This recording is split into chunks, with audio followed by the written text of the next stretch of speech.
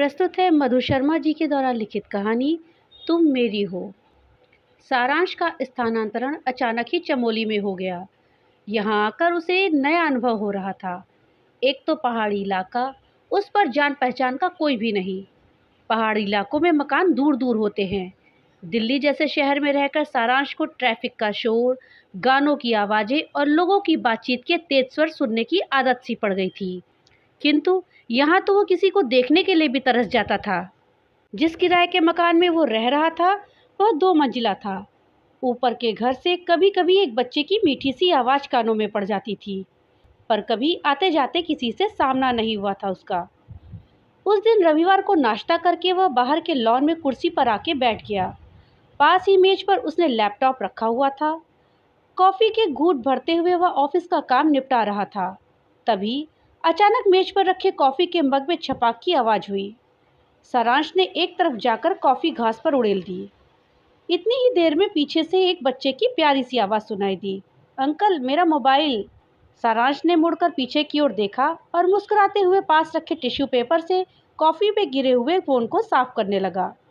लाइए अंकल, मैं कर लूँगा, कहते हुए बच्चे ने अपना नन्हा हाथ आगे बढ़ा दिया। किंतु फ़ोन सारांश ने साफ कर दिया और बच्चे को थमा दिया। बच्चा जल्दी से फ़ोन को ऑन करने लगा, लेकिन कई बार कोशिश करने के बाद भी वो ऑन नहीं हुआ। बच्चे का मासूम सा चेहरा रोआसा हो गया। उसकी उदासी दूर करने के लिए सारांश ने कहा, अरे वाह, तुम्हारा फ़ोन तो छलांग मारकर मेरी कॉफ़ी में कूद गया था। अभी स्विमिंग पूल से निकला है, थोड़ा सा आराम करने दो, फिर ऑन करके देख लेना। चलो थोड़ी देर मेरे पास बैठो। नाम बताओ अपना। अंकल मेरा नाम प्रियांश है, पास रखी दूसरी कुर्सी पर बैठता हुआ बोला। पर यह मोबाइल ऑन क्यों नहीं हो रहा है, खराब हो गया क्या? चिंतित होकर सारांश की ओर देखने लगा। शायद, पर कोई बात नहीं, मैं तुम्हारे पापा से कह दूंगा कि इसमें तुम्हारी कोई गलती नहीं है। अपने आप छूट गया था फ़ोन तुम्हारे हाथ से। हाँ अंकल, मैं हाथ में फ़ोन को पकड़कर ऊपर से आपको देख रहा था, भोलेपन से उसने कहा। फिर तो पापा जरूर नया फ़ोन दिला देंगे तुम्हें। हाँ एक बात और, तुम इतने प्यारे हो कि मैं तुम्हें चुनमुन नाम से बुलाऊंगा, ठीक है? सारांश ने स्नेह से प्रियांश की ओर देखते हुए कहा। बुला लेना चुनमुन कह के, मम्मी भी कभी कभी मुनमुन कह देती है मुझे, पर मेरे पापा तो बहुत दूर रहते हैं मुझसे, कभी मिलने ही नहीं आते। अब मैं नानी से फ़ोन पर कैसे बात करूँगा, कहते हुए चुनमुन की आंखें डबडबा गई। सारांश को चुनमुन पर तरस आ गया। प्यार से उसके गालों को थपथपाते हुए वह बोला, चलो हम दोनों बाजार चलते हैं, मैं दिला दूंगा तुम्हें फ़ोन। पर अंकल मेरी मम्मी नहीं मानेगी ना। चुनमुन ने नाक चिढ़ाते चुनमुन ने नाक चढ़ाते हुए ऊपर अपने घर की ओर इशारा करते हुए कहा, अरे आपकी मम्मी को मैं मना लूँगा। हम दोनों तो दोस्त हो गए ना। तुम्हारा नाम प्रियांश और मेरा नाम सारांश। चलो तुम्हारे घर चलते हैं। कहते हुए सारांश ने चुनमुन का हाथ थाम लिया और सीढ़ियों पर चढ़ना शुरू कर दिया।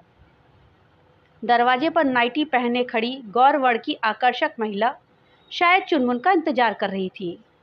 सारांश को देखकर वह थोड़ी सी सकपकाई, फिर मुस्कुराकर अंदर आने को कहती हुई आगे चलने लगी। भीतर आकर सारांश ने अपना परिचय दिया। उसके बारे में वह केवल इतना ही जान पाया कि उसका नाम शीतल है और पास ही के एक विद्यालय में अध्यापिका है। चुनमुन ने मोबाइल की घटना एक सांस में बता दी शीतल को, और साथ ही यह भी कि अंकल ने उसका नाम चुनमुन रखा है, इसलिए शीतल भी उसे इसी नाम से बुलाया करे। मुनमुन तो किसी लड़की का नाम जैसा लगता है। शीतल रसोई में चली गई और सारांश चुनमुन से बातें करने लगा। तब तक शीतल फ्रूट जूस लेकर आ गई। सारांश ने शाम को बाजार जाने का कार्यक्रम बना लिया।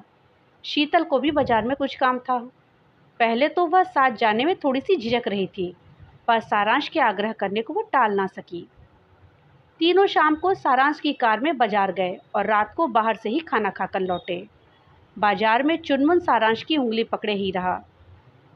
सारांश भी कई दिनों से अकेलेपन से जूझ रहा था, इसलिए उसे भी उन दोनों के साथ अपनत्व का एहसास हो रहा था। शीतल के चेहरे पर आई चमक को सारांश साफ साफ देख पा रहा था। वह खुश था कि पड़ोसी एक दूसरे के साथ किस प्रकार एक परिवार की तरह रहते हैं। उस दिन के बाद चुनमुन अक्सर सारांश के पास आ जाया करता था। सारांश भी कभी कभी उनके घर जाकर बैठ जाता था। सारांश को शीतल ने बताया कि उसके माता पिता हिमाचल प्रदेश में रहते हैं। ससुराल पक्ष के विषय में उसने अभी कुछ नहीं बताया। सारांश भी अक्सर उनको अपने माता पिता और छोटी बहन सुरभि के विषय में बताता रहता था। पिता दिल्ली में एक व्यापारी थे, जबकि छोटी बहन 1 साल से मिस्र में अपने पति के साथ रह रही थी। उस दिन सारांश ऑफिस में बाहर से आए हुए व्यक्तियों के साथ व्यस्त थे। एक महत्वपूर्ण बैठक चल रही थी। उसके फ़ोन पर बार-बार चुनमुन का फ़ोन आ रहा था। सारांश ने 3-4 बार फ़ोन काट दिया, पर चुनमुन लगातार फ़ोन किए जा रहा था। बैठक के बीच में ही बाहर जाकर सारांश ने उससे बात की। चुनमुन को तेज बुखार था। शीतल ने डॉक्टर को दिखाकर दवाई दिलवा दी थी और लगातार उसके पास ही बैठी थी, पर चुनमुन तो जैसे सारांश को ही अपनी पीड़ा बताना चाहता था। सारांश के दुलार से मिला अपनापन वो अपने नन्हे मन में थाम कर रखना चाहता था। सारांश ने बैठक में जाकर सबसे क्षमा मांगी और अपने स्थान पर किसी दूसरे व्यक्ति को बैठाकर ऑफिस से सीधा चुनमुन के पास आ गया। उसे देखते ही चुनमुन खिल उठा। शीतल भी मन ही मन राहत महसूस कर रही थी। चुनमुन ने सारांश को अपने घर कपड़े बदलने के लिए भी तभी जाने दिया जब उसने रात को चुनमुन के घर में ठहरने का वादा किया। शीतल के आग्रह पर सारांश रात का खाना उनके साथ ही खाने को तैयार हो गए। तेज बुखार के कारण चुनमुन की नींद बार बार खुल रही थी, इसलिए शीतल और सारांश उसके पास ही बैठे थे। अपनेपन की एक डोर दोनों को बांध रही थी। अपने जीवन के पिछले दिन दोनों एक दूसरे के साथ साझा कर रहे थे। सारांश का जीवन तो कमोबेश सामान्य ही बीता था, पर शीतल एक भयानक तूफान से गुजर चुकी थी। कुछ वर्षों पहले वह अपनी दादी के घर हिमाचल के सुदूर गांव में गई थी। उनका गांव मैकडॉलगंज के पास पड़ता था, जहां अक्सर सैलानी आते जाते रहते हैं। एक रात वह ठंडी हवा का आनंद लेती हुई कच्ची सड़क पर मस्ती से चली जा रही थी। अचानक एक कार उसके पास आकर रुकती है। पीछे से किसी ने उसका मुंह दबोच लिया और उसे स्त्री जन्म लेने की सजा मिल गई। अंधेरे में वह उस दानव का चेहरा भी ना देख पाई और वह तो अपने पुरुषत्व का दम बढ़ते हुए चलता बना। उसे तो पता भी नहीं कि एक नन्हा अंकुर वह वही छोड़कर जा रहा था। शीतल का नन्हा चुनमुन। माता पिता ने शीतल पर चुनमुन को अनाथ आश्रम में छोड़कर विवाह करने का दबाव बनाया, पर वो नहीं मानी। लोग तरह तरह की बातें करके उसके माता पिता को तंग ना करें, इसलिए उसने घर से दूर आकर रहने का निर्णय कर लिया। चुनमुन उसके लिए अपनी जान से भी बढ़कर था। चुनमुन का बुखार कम हुआ तो दोनों थोड़ी देर आराम करने के लिए लेट गए। सारांश की आंखों से नींद कोसों दूर थी। वह रह रहकर शीतल के बारे में सोच रहा था। कितनी दर्द भरी जिंदगी जी रही हो तुम, जैसे कोई फिल्मी कहानी हो। इतनी पीड़ा सहकर भी तुमने चुनमुन का पालन पोषण ऐसे किया कि यह बाग का खिला हुआ फूल लगता है, टूटकर मुरझाया हुआ नहीं। पुरुष के इतने विभत्स रूप को देखने के बाद भी तुम मुझसे अपना दर्द बांट पाई। तुम शायद ये जानती हो कि हर पुरुष बलात्कारी नहीं होता। तुम्हारे इस विश्वास के लिए मैं तुम्हारा जितना सम्मान करूं वो कम है। स्वयं जीवन की नकारात्मकता में जी रही हो और दूसरों की सकारात्मक ऊर्जा दे रही हो। तुम कितनी अच्छी हो शीतल। शीतल को मन ही मन इस तरह सराहते हुए सारांश उसका सबसे बड़ा प्रशंसक बन चुका था। 2-3 दिनों में चुनमुन का बुखार कम होना शुरू हो गया। ऑफिस के अलावा सारांश अपना सारा समय आजकल चुनमुन के साथ ही बिता रहा था। शीतल ने स्कूल से छुट्टियां ली हुई थी, इसलिए बाहर से सामान आदि लाने का काम भी सारांश ही कर दिया करता था। उसका सहारा शीतल के लिए एक परिपक्व वृक्ष के समान था। फूलों से लदी बेल सी वह उसके बिना अधूरा अनुभव करने लगी थी स्वयं को। स्त्री एक लता ही तो है जो पुरुष का आश्रय पाकर और भी अधिक खिलती है तथा निस्वार्थ होकर सबके लिए फलना फूलना चाहती है। चुनमुन का बुखार उतरा तो काम वाली बाई बीमार पड़ गई। दोनों घरों का काम लक्ष्मी ही देखती थी। उसने शीतल को फोन पर सूचना दी और यह सूचना जब सारांश को देने पहुंची तो वो सिर पकड़ के बैठ गया। रात को उसकी मां नीलम का फोन आया था कि वे सुरभि के साथ 2 दिनों के लिए चमोली आ रही हैं। सिर्फ 1 सप्ताह के लिए बारात आई थी सुरभि और सारांश से बिना मिले वापस नहीं जाना चाहती थी। लगता है दोनों यहाँ आकर काम में ही लगी रहेंगी, सारांश ने निराश होकर शीतल से कहा। तुम क्यों फिक्र करते हो, मैं सब देख लूंगी। शीतल के इन शब्दों से सारांश को कुछ राहत मिली और वह घर की चाबी शीतल को सौंपकर ऑफिस चला गया। सारांश की मां नीलम और सुरभि दोपहर को पहुंचने वाली थी। शीतल ने चुनमुन की बीमारी के कारण पहले ही पूरे सप्ताह की छुट्टियां ली हुई थी विद्यालय से। सुरभि और मां सारांश की अनुपस्थिति में घर पहुंच गई। शीतल के रहते उन्हें किसी भी प्रकार की समस्या नहीं हुई। सारांश के आने पर भी वह सारा घर संभाल रही थी। चुनमुन भी सारांश की माँ से बहुत ही ज़्यादा घुल मिल गया था। 2 दिन कैसे बीत गए किसी को पता ही नहीं लगा। जाने से एक दिन पहले रात का खाना खाने के लिए शीतल ने सबको अपने घर बुलाया। घर की साज सज्जा, खाने का स्वाद, रहने का सलीका आदि से सारांश की माँ शीतल से प्रभावित हुए बिना नहीं रह सकी। बेडरूम में पुराने गानों की सीडी और विभिन्न विषयों पर पुस्तकों का खजाना देखकर सुरभि को शीतल के शौक अपने जैसे ही लगने लगे और वह प्रसन्नता से चहकती हुई हरिवंश राय बच्चन की मधुशाला का आनंद लेने लगी। चुनमुन सारांश की माँ से कहानियां सुन रहा था। देर रात भारी मन से वह शीतल के घर से आए। घर आकर भी वे दोनों सारांश से शीतल और चुनमुन के बारे में ही बातें कर रहे थे। मौका पाकर सारांश ने शीतल की जिंदगी की दुख भरी कहानी दोनों को सुनाई और शीतल को घर की बहू बनाने का आग्रह किया, किंतु उसे जो शंका थी वही हुआ। माँ ने इस रिश्ते के लिए साफ इनकार कर दिया। सारांश के इस फैसले से सुरभि यद्यपि सहमत थी, किंतु माँ ने विभिन्न तर्क देकर उसका मुंह बंद कर दिया। अगले दिन दोनों दिल्ली वापस चली गईं। वापस दिल्ली आकर सुरभि 3 दिन और रही माँ के पास और फिर वापसी के लिए रवाना हो गई।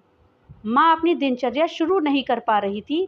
एक तो सबसे मिलने के बाद अकेलापन और उस पर सुरभि का पहुंचकर फोन ना आना।